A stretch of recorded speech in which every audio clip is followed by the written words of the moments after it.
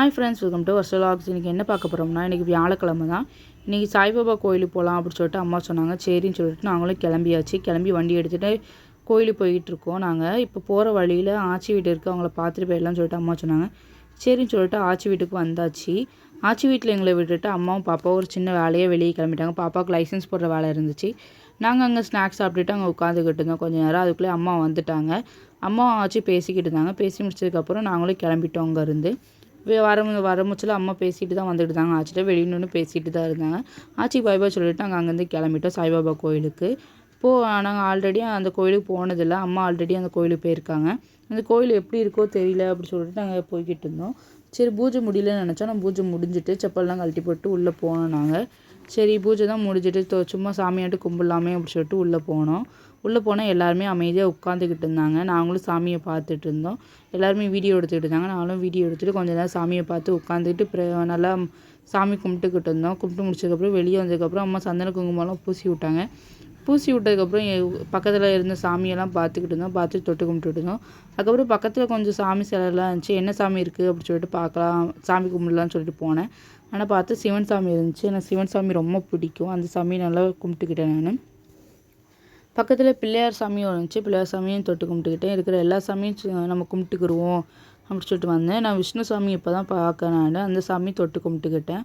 ஆஞ்சநேய சாமியை நான் இப்போ தான் பார்க்குறேன். இந்த 2 சாமியையும்.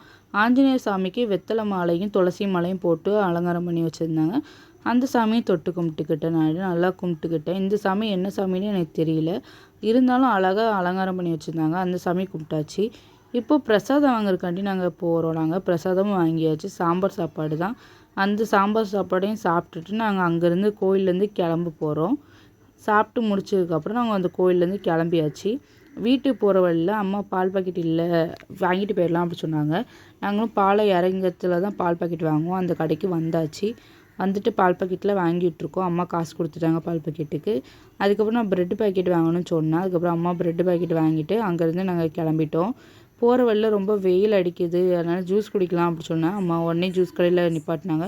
நாங்களும் கரும்புச்சாறு ஆர்டர் கொடுத்துட்டோம். கரும்புச்சாரும் வந்துட்டு அதுக்கப்புறம் அதை குடிச்சிடலாம் அப்படின்னு சொல்லிட்டு குடிச்சிக்கிட்டு இருக்கேன். நல்லா வெயிலுக்கு இதமாக இருந்துச்சு.